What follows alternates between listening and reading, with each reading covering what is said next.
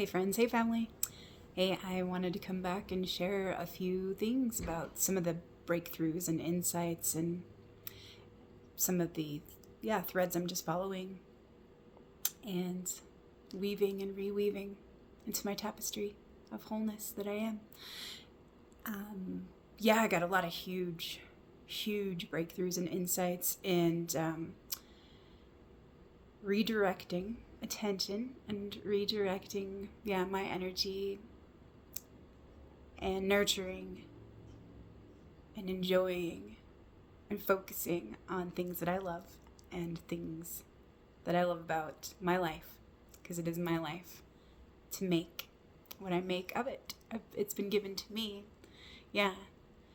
to nurture and love and grow and honor and share and respect and enjoy, just to enjoy and to own and to master. And I wanted to share some messages that I received since just following all these things and welcoming all these parts back to me that I had rejected, that I had abandoned, that I had disowned, devalued, dismissed.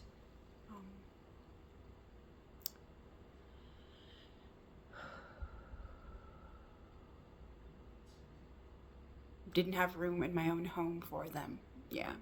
So that was one of the themes that emerged for me like last year. So it was like, why is there no room for me? Why is there no room? What is this about? Like, why can't there be room for me in this relationship too? Like with some of my family members, like, why do I have to keep silencing myself, cutting some of myself away so that we can be together? Like, what is this about? Like, why am I not allowed to be myself? Why am I not allowed to speak freely? Why am I not allowed to have my own mind, my own voice, my own desires, my own longings, my own energy, my own expressions? Like, why can't I be me? Why can't I be free to be me? Because it felt really constrictive and rigid, and like there was only one right way to be, or one preferable way of being with others in the family, to please them, to appease them, to make them comfortable. And just unraveling. I've been enjoying this unraveling and this unfolding and this unfurling and this blooming, really. And it hasn't been all sunshine and roses and rainbows and comfortable, but it's been real and it's been raw and it's been potent, like, for sure. And one of the messengers that I spoke about last time, I had a lot to say. I did like 3 videos like 8 days ago. I was just felt like this need to express and share some things, because it was all like, I felt so full and just wanted to, kind of express it and let it come through so that I can work with it, play with it, like see what was being offered, received, shared and weaved, see what was being expressed and freed and what wanted to be seen. And like some of the questions that I had, like, and those answers always do, like, come back to me and show me different things too.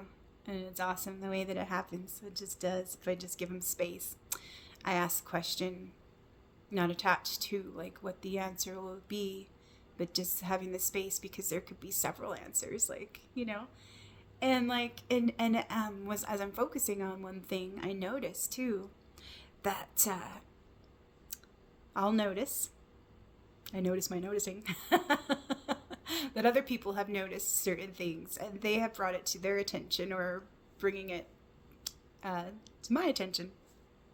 And so it's like this game we're playing of like, bouncing ideas back and forth through like the collective psyche, and the people that are in tune with our, us on our wavelength, they're focusing on the same things. It's like we expand that together in consciousness, and then we could see it playing out in the world or being expressed in certain ways, or in nature.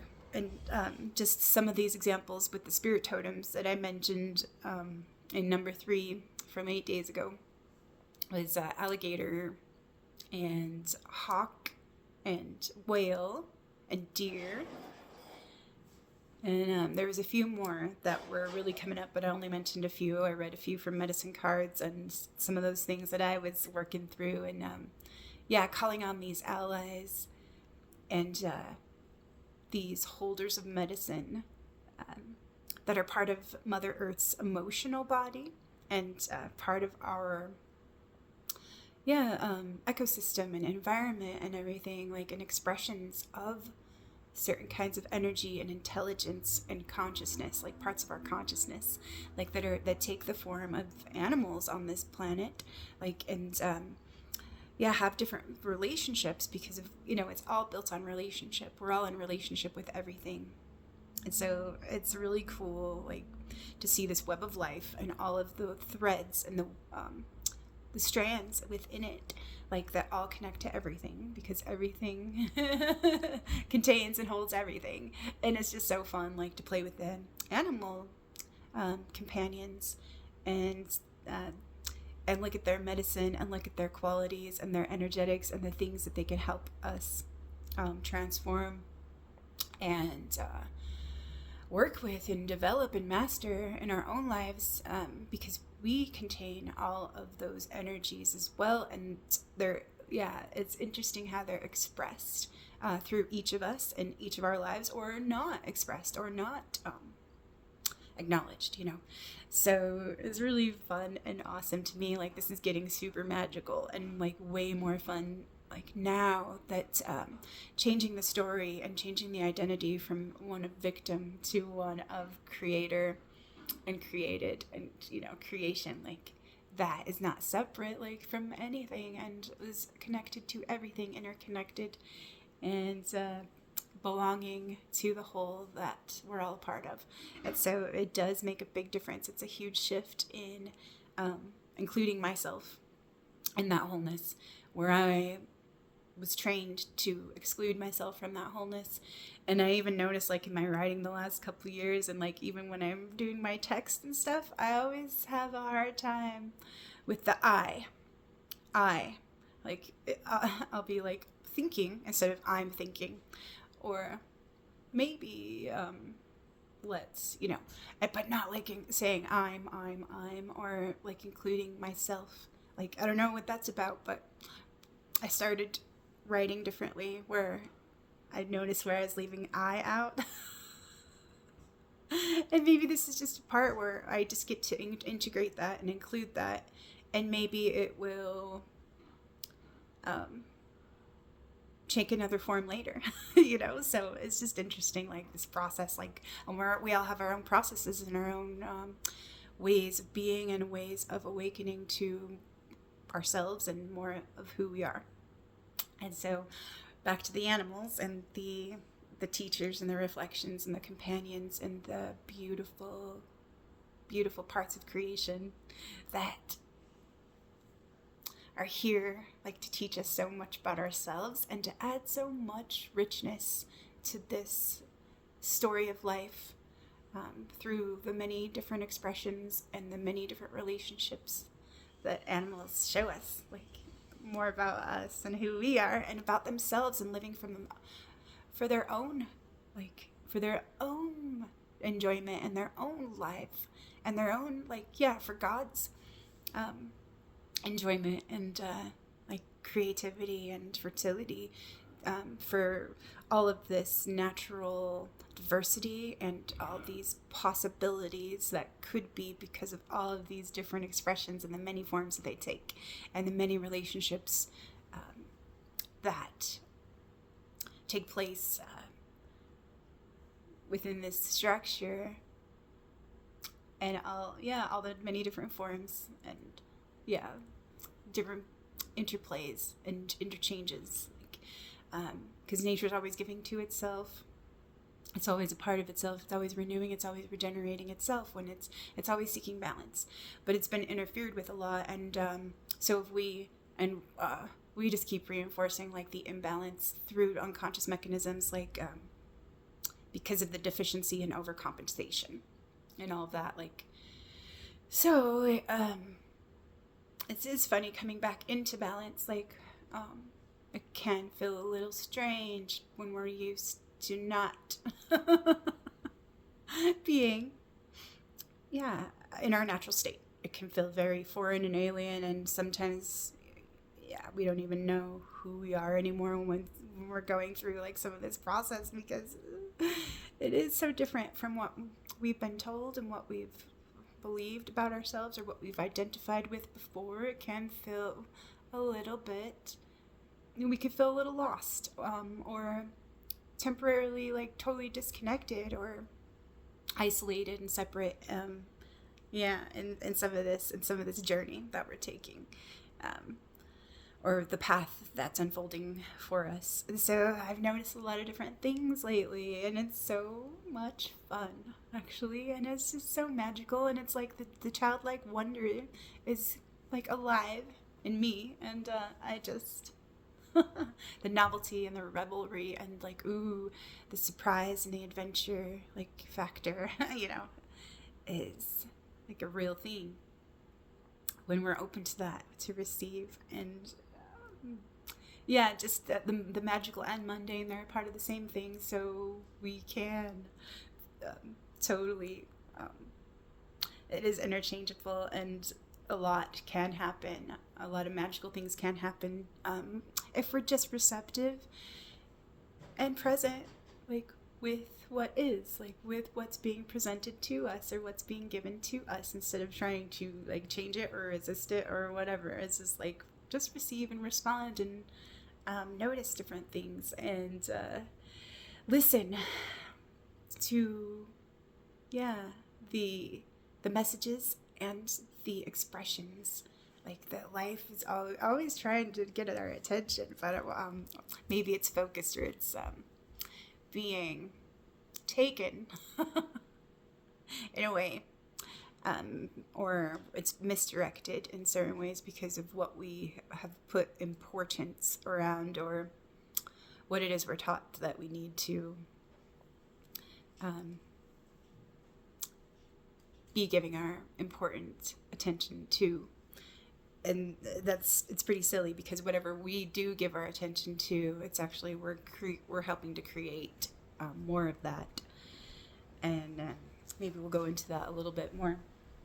But the messenger, the hawk, getting different messages and wondering how to sometimes share those messages with others, and had like different conflicts or different questions in how am I supposed to relay this message to this person without altering it, or trying to interpret it in my own way, like just give them the pure, raw, unfiltered message without having to manipulate it or modify it, or color it with my own lens or my own interpretation, which is an interruption of what is being given. So just kind of looking at those things and how that relates to how I covertly, like, even was hiding this from myself, was trying to manage other people's perceptions of me, and what I was trying to share and express and be for them. And I realized, that was a covert form of manipulation and a covert form of control in a certain way to protect myself. Like, it's protective and defensive mechanisms, and justify my life and my existence, and defend myself and explain myself, over-explain myself. Because it just doesn't feel like people listen.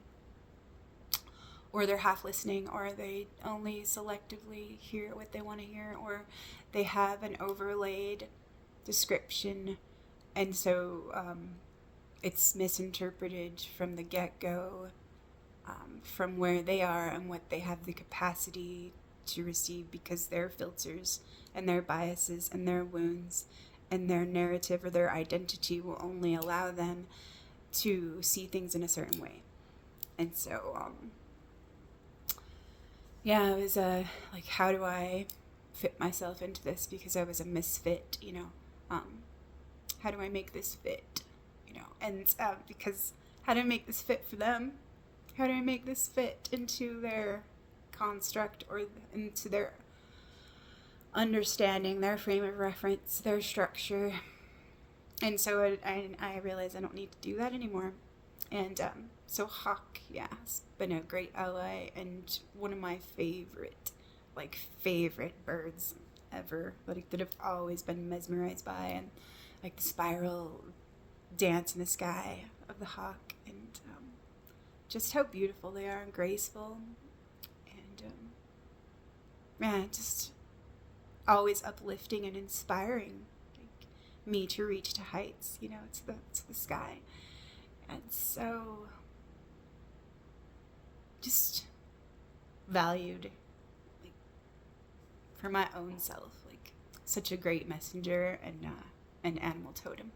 Yeah, one of my main animal totems. Yeah, that's been a big teacher throughout my life. But I was listening to a podcast, I think it was Molly McCord, and I feel like it was her that said something about because I've been feeling this and I've been seeing the same vision. It's like the clouds are all dark, and then finally a break in the clouds, and like one beam of light shines through, and that's what I've been feeling like, is going through this dark night of the soul, like that's it's been years, and just seeing the clouds breaking, and the sun kind of starting to shine through like the darkness, and it's just like, oh, and I think she had said that is called a messenger, and it was so awesome because I didn't know that, like that break in the clouds, and I'm like, oh. So then, like, I think a day or two later, we were driving my granddaughter home after we had watched her for the day and played all day, and just happened to look up. It had been a very cloudy day and rainy day that day, and I looked up and I saw a hawk circling, and just right above it was that messenger, that opening in the sky where the light was shining down. I was like, double messenger, that is so cool. I'm gonna pay attention to that. Like, what's this? That's so cool. So it's like, yeah, kind of like wink winks, synchronicity winks, like like when we focus on something and we see more of it, and sometimes it's because like we're training ourselves to notice it, like, and so we're noticing it everywhere. Like if we tell ourselves, okay, I'm gonna notice like blue hair, how much and where are we gonna see blue hair, and is it gonna show up in our algorithm? If we're looking at like different hairstyles or whatever, the algorithm's gonna start like giving us like ads about hair or whatever it is we're focusing on or like looking for, or it's just so funny like that. Like, but in real life this happens too, and so it is a kind of funny game, and yeah, I can experiment with these things too, like, and make it really fun too, like, and what kind of stuff do we want to invite and welcome into our space and into like what is worthy really of our attention, and what are we creating with that focus and that invitation, and so yeah, just the messenger has been huge coming up, and the double and the mirror, and me and we, and like, and flipping things. Yeah, so that's been really fun. And yeah, some of these things around spring and growing and attending to our garden and nurturing that with love and care for what we do want to grow, because yeah, we don't have to fight like the old stuff anymore. It's just like, that's kind of a, like, is that worthy of our time and attention? Like, if there's certain things like that we've seen, okay, well, thanks, now I know like that is like something that is a possible like fork in the road or path to take, but what else is there, and what do I want, and what do I desire, and where do I want to put my attention, and what do I want to correct, like for like myself in my little corner of the world, in my inner world, in my relationships, like that are tangible and that can be touched, the wisdom to know the difference between like, to accept the things I can't change, but to change the things that I can, which yeah, coming back to me. What things can I change, or attend to, or transform, or nurture, or allow them to be, so that they can be expressed in a more true form, instead of denying, or suppressing different things, and having like some kind of covert control about how things should be. How is that limiting me, and how is that like some of like the rigidity that I've been pissed off about and felt disdain for? Like, where have I been rigid? Where have I been a tyrant to myself? Where have I been the hypercritical, like, business? Yeah, how have I been reinforcing that?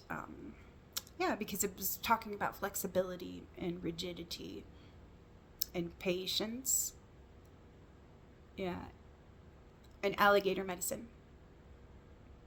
So, alligator rolls with the punches and sits in the water with his eyes just above the water level. Yeah, just watching, waiting, and integrating, like taking all of life's experiences as equal value, as all part of the whole. So, not overvaluing or undervaluing certain parts, but knowing they all have value because they're part of the whole. So integration and completion have been huge, like the last couple months, really wanting to experience completion in certain cycles, and alchemize some of the old pain into joy, okay, because it has taught me what I needed to know about myself and where I was oppressing and abandoning and betraying myself. And so, yeah, alligator, yeah, that was great, like to come back around and know and see, actually, to acknowledge like the growth that I have cultivated, and some of the things that I have mastered, and some of the things that that are growing right now, that that are bearing fruit. And so I'm really appreciating that and seeing that, like acknowledging the rites of passage that I've been through, and a lot of the things I've been able to integrate already.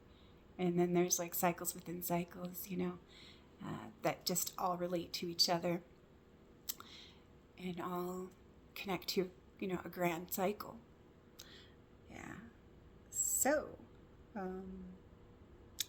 it's happening like in different ways, like seeing different things grow, like planting actual plants, and starting little herbal gardens. Like the last new moon, tomorrow is our new moon, and so it's been about a month now since I repotted like some of my plants that I had been waiting like for a year probably to muster up the energy, like to take care of that stuff. Like, 'cause it just, it felt like I only had so much energy to use in certain ways. And it was just like, okay, I just have to let that go for now. I can't get to that like right now, but I'll accept that like it's there's gonna be a time where there is that space and that energy to take care, to act with care, to attend to those things that I really do want to care about and care for. And so it just happened like that I did have like this desire and this like this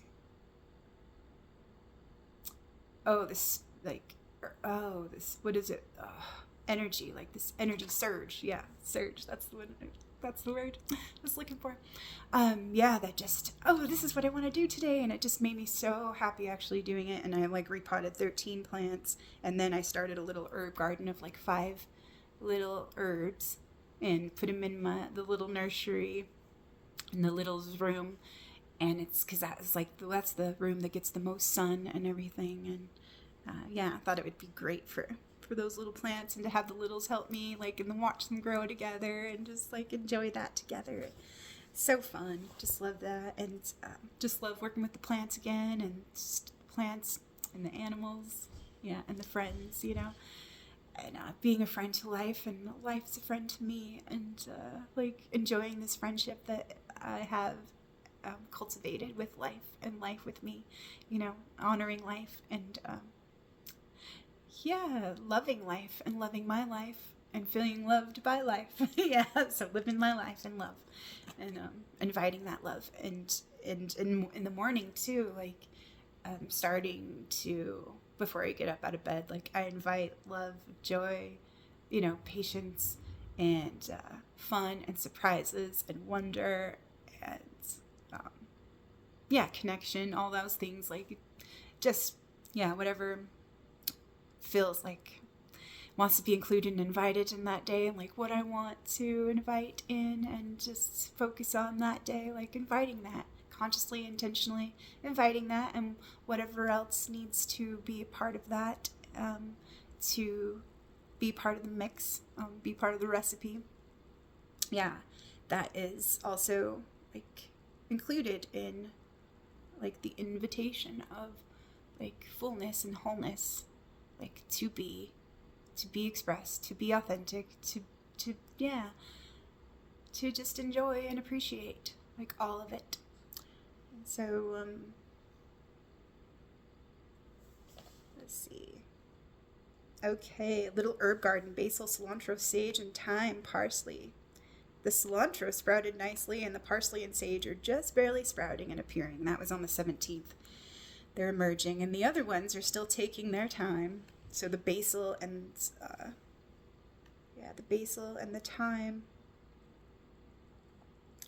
they like are the ones that are just barely today. Like you can barely see them coming up from the soil. A little itty bitty. Like, I don't know, the basil might not make it, but yeah, we'll see. But the thyme, I think it was really funny. The thyme's taking its time to ascend. So lots of sync winks around time for this dynamic time of new relationships with and through life cycles of growth, regeneration, yeah, and this relationship that we have with time, so that we can see like what is planted and what is fertilized, like in this like time lapse of time, like from linear time, which is interesting because there's so many things like that relate with this time. If we could put like the certain dates like on like a spreadsheet or something, and if we could put like a golden spiral like over it, and you could see like how like different points like relate to different other points during different cycles. And good example today is like a square happening with Pluto and Mars. And this actually is like part of a larger cycle that started its little cycle in November.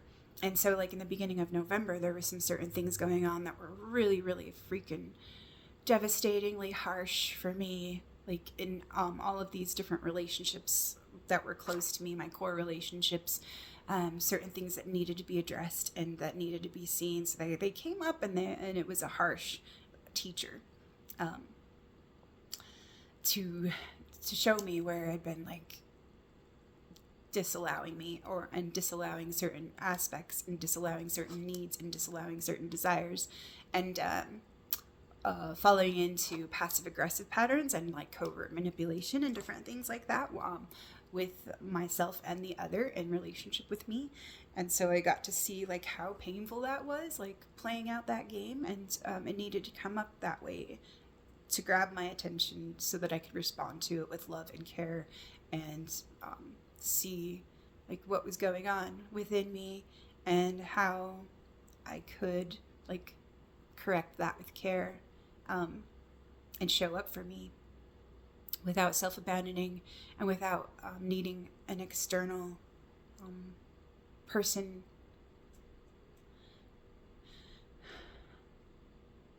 to hold anything for me, or to rely on them to do it for me. Yeah, so claiming my own power, and the power that I had to respond and to care for myself and my needs, and to actually start initiating better and more truthful communication with myself and with others in my relationships, because it was like, you can't keep doing this anymore. Like, it's not working. Certain things aren't working anymore. So, and you can see that if you keep doing that, you're going to be creating certain things that are painful. And respect yourself and your love and the loved ones that you have enough to, like, even though it'd be uncomfortable to confront and address certain things, in the long run, like, it is what is needed to trim and, like, to kind of weed the garden a little bit, so that there's more space for new things to be cultivated, nurtured, and grown in this new space that's been made for receptivity and to build trust and more dynamic authenticity and connection, and to get to know each other better and to know ourselves better. So, been pretty cool.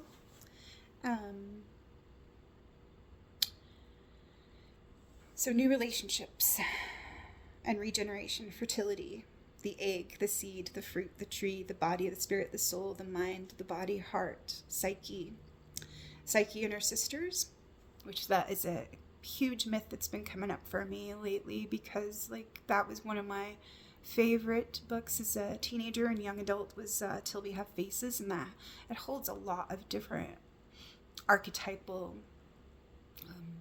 wisdom for me, and different things. That story holds a lot about, like, how I felt internally and how I felt like other people perceived me in a lot of different ways, and the relationship between the sisters in there.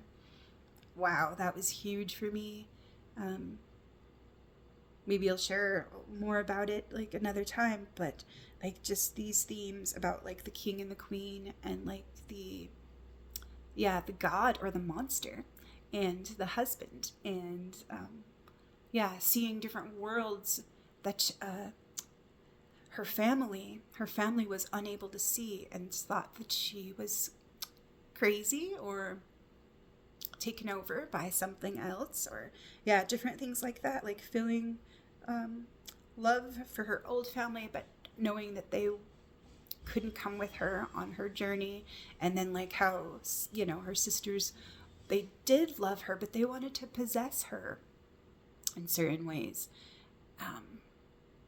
and that wasn't honoring of the love that she really was, and the love that they had or shared together, and it caused a lot of pain for both of them, and they went through a bunch of trials and tribulations in their own ways. So it's a huge story by C.S. Lewis, a myth retold, Till We Have Faces. And the ugly sister who covered her face with the veil. And that is, like, a huge archetypal symbol, the veil. And the masks that we wear also. But it's actually interesting, too, because in Women Who Run with the Wolves, Clarice Pinkola Estes talks about how powerful, like, purposefully wearing a veil, like, really is in certain ways, and then there are certain veils that we wear to protect ourselves, or to shield ourselves, or to empower ourselves. And it's kind of interesting, all the different kinds of veils and masks that there are, and we could look at and look into and see into. So, the king, the queen, the magician, the gardener, the fool, the wild woman, and the spirit in white, life cycles and stewarding life. When the energy thaws and starts moving, springtime. So, an old dream from a few years ago that foretold of new life and rebirth in the spring and the end of frozen cycles, or bicycle loops around the same pond of forgetting. That's so interesting. I will look for the dream. Yeah. So, that's what the thawing out and moving, and deep breathing. So breath work has been huge lately. And another animal emerged last week that I didn't bring up, that was with whale. So whale medicine was huge, the ancient record keeper, and singing, and connecting to the rhythms of, like, our own nature, and of Mother Nature, and of or the spirit of nature, the spirit of creation, and our home, and matching our rhythm with our own rhythm and our own signature and our own call and our own expression and our own authenticity and our own soul, like, and embodying that, and it's like in form of ensoulment, and connecting to that and to the ocean, and to like the ocean that holds all this life and all these gifts. And so dolphin came up, and dolphin's all about mana and the breath and breath work, and certain breath work that can help us travel and learn how to navigate, or connect to our internal navigation systems, our guidance systems within. And so, like the breath work, the correct breath work, and then being able to breathe deeply and not feeling as constricted in certain ways. So it's been a couple months since I quit smoking, and I have been able to smell and taste. And I've always been a super taster already, and a very good nose. Very good smeller there. And it's just like even more intensified now lately. And appreciating like the senses and everything, and the sensory information, and like all those things that can signal different things, and messages, and help us interpret different messages and receive them for ourselves. And so that's been fun. And then so working with dolphin and whale, for the remembrance and alignment, So then yesterday I saw this Facebook post about the dolphins and the whales, and like there's new things happening, and I was just like, wow, that's so cool, because when we're focusing on different things, and we it just like it's part of the field, of the morphinogenic field that we're all in, we all share, we all like are in this field together, but sometimes we're vibrating at different frequencies, and we're either attracted or repelled, or we can't pick up on certain channels because they're either blocked out because of the other channels that we're tuned into, or they're not available because we're already broadcasting something, and that interferes with us receiving other frequencies. So it's just an interesting little game, and how we can become more attuned to ourselves, and attuned to the things that do bring us joy and bring us clarity and bring us the wisdom, or the energy to focus on that, to help us master certain things, or attend, or care, or just be with ourselves, and receive like what we need, like for our well-being. And so that was fun, like just to see like those things, and those sync winks happening, and the kind of like changing and rewriting, reauthorizing, like, or taking authority of our own stories, our own life stories, and the stories that we tell ourselves, and the stories that are more true about who we are, who we've been, who we're becoming, and then leaving room for not knowing also. It's funny when I said not knowing, and I just like my brain went blank. So leaving room for not knowing, because there needs to be that space there. If we're in partnership with life, like we're not doing it all on our own. We got to make some space for life to be there too, and for life to respond. And it's a dynamic game, like it's like playing catch, like you do your thing, you throw the ball, like it's in, and they wait for the ball to come back to you, or so it's like it is dynamic. So it's interesting, yeah, are we open to like, yeah, to receive that and to play with that and all of that. So yeah, not knowing, leaving room for not knowing. Oh yeah, yeah, yeah. And humility.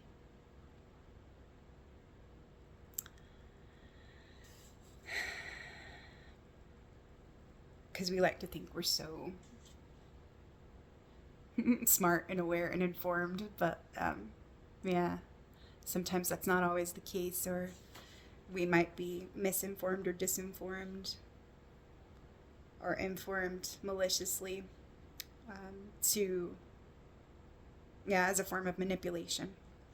And sometimes we're manipulating ourselves because we want to reinforce different stories because of our underlying need to be right, to be good, to be enough, to be secure, to be safe, whatever any of that is, which isn't wrong in itself, but it's an attachment that we have that actually can prevent us from really receiving like what would really nurture and nourish and free us. So sometimes we're attached to our chains, and that's another one that came up, was the ball and chain. The ball and chain has come up so much, like a ball and chain, and yeah, restrictions and different things like self-made limitations. So letting go of some of those defensive mechanisms and those protective mechanisms that were adaptive strategies, but they're no longer working. They're maladaptive because they're working against, and not really, yeah. In the same way, it's just become something that's locked us into place or frozen us in a static place or space of one right way, or just the description obscuring like what else it really is, what else it could be. So yeah, just changing the stories and all of that, and also going back and forth with different things, feeling like totally at peace and complete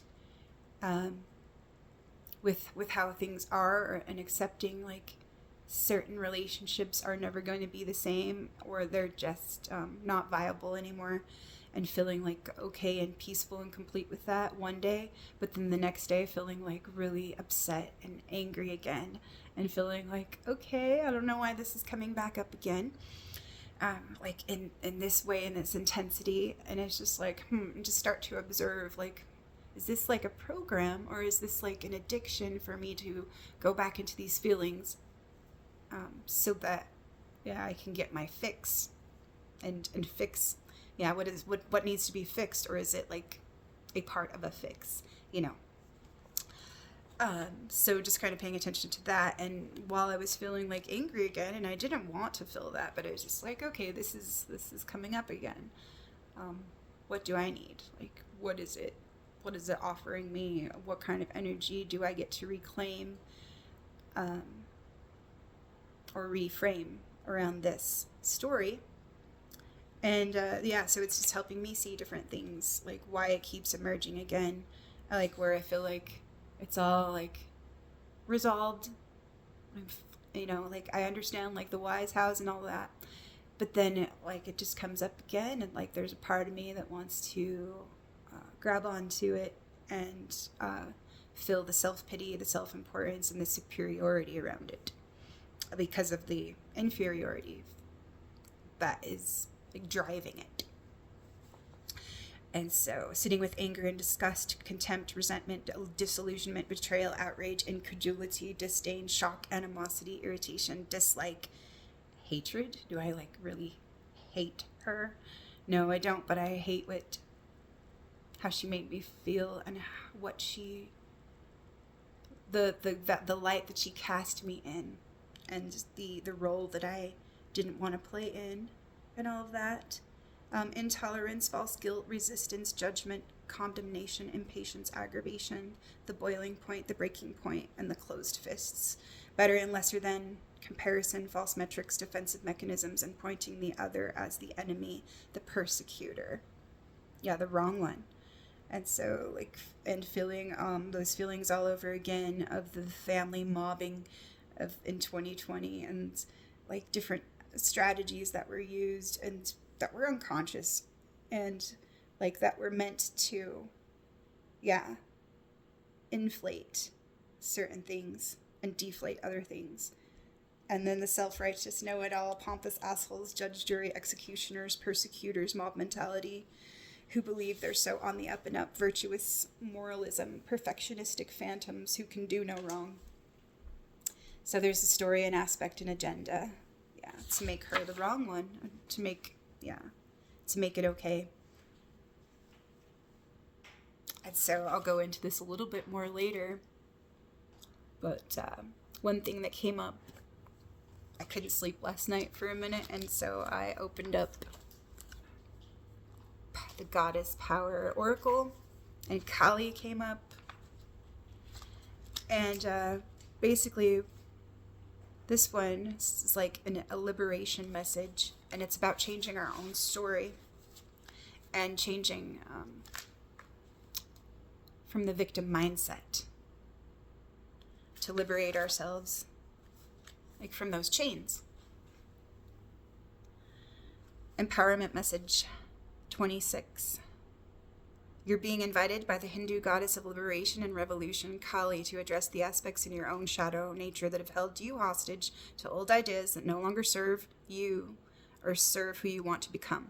You can no longer define yourself by your victim story and expect to succeed in your life. There is a beauty in liberation that is deep, fierce, and courageous. It rises up from the willingness to break the chains of the past in order to transform into something new. You may be afraid to set boundaries with others, but the goddess Kali has come to lend you her daggers, for you must cut ties with the familiar ideas about life that have determined your place in the world up until now. Have you been holding back on shining in the world because you are afraid of the reprisal or judgment of others? This helps no one. You must step into life, authentic and glowing. Refuse to allow the potential judgment of others to affect you. Every day, claim your power to liberate yourself from caring what others think. When you are asking for the wisdom to live and contribute, to do no harm, and to serve for the highest good of all, none of this matters, even if you must tear down what has been built. So every day, claim your power to liberate yourself from caring what others think. When you're asking for the wisdom to live and contribute, to do no harm, and to serve for the highest good of all, none of this matters, even if you must tear down what has been built. Kali will help you whenever you need to be courageous, even when you are most afraid.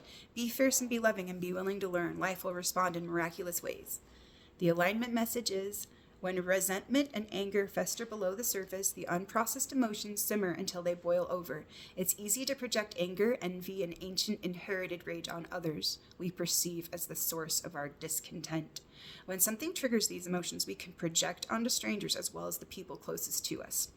Nobody wins when so much pain is unleashed in the world. Take heart, for you are not alone. Know that the rage and fury must have a place to be expressed, and you can use this energy to make something extraordinary and find a new way. The fierce liberation goddess Kali offers her daggers to help you cut the ties to stories you tell about your past once you have expressed and processed them. No matter what your conditions, your alignment task is to find a way to channel this rage, this anger, these feelings into creativity. Make something of it, of yourself, so you don't create destruction just because you can. Be willing to be teachable even if it feels uncomfortable. When you know more, you can do better. Be willing to take full accountability for the energy you bring to the world. Kali knows the fierce dark love she brings you will not always be comfortable, and the process of transformation requires rigorous self-honesty. You have what it takes now. Make something meaningful and be someone you're proud of. So that was awesome. And then the other one, Danu, came up. 10. Empowerment message. The appearance of the Celtic earth goddess Danu, who gave birth to magic, portends the fulfillment of your desires and the fruition of your dreams.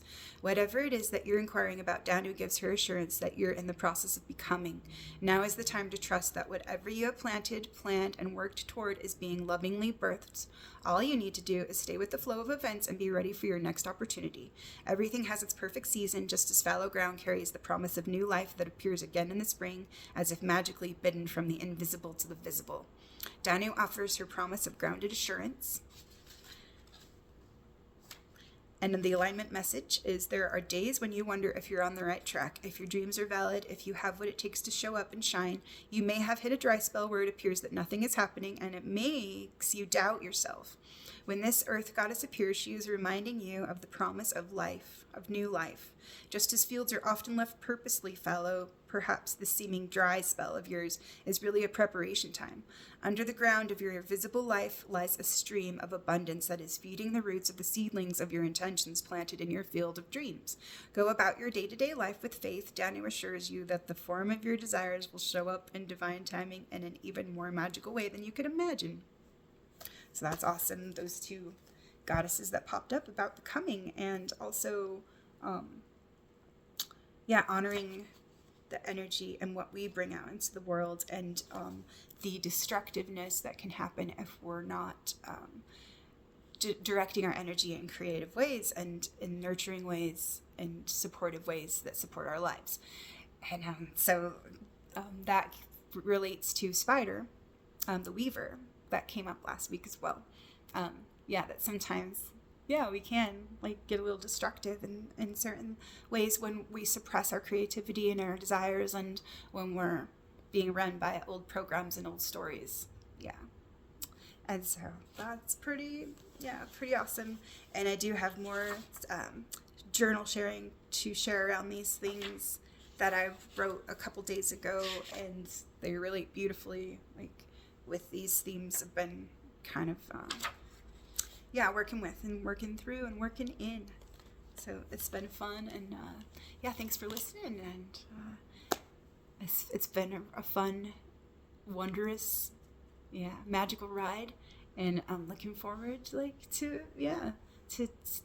following these threads, and just to allowing and being receptive to the messages that life has for me, and that actually to intending to transform certain relationships that I've had with different teachers and with different groups, and the space, holding the space for certain things to be transformed, to be teachable, to develop trust, and to be able to cooperate and work together with different people and be an ambassador, and just start to build bridges and new ways of being together and communicating and relating and sharing and collaborating. And so, just excited about that. So I love you all. I hope you're all taking good care of yourselves, and be well. Be love for yourself. We'll talk to you later. We'll see you for now. Bye-bye.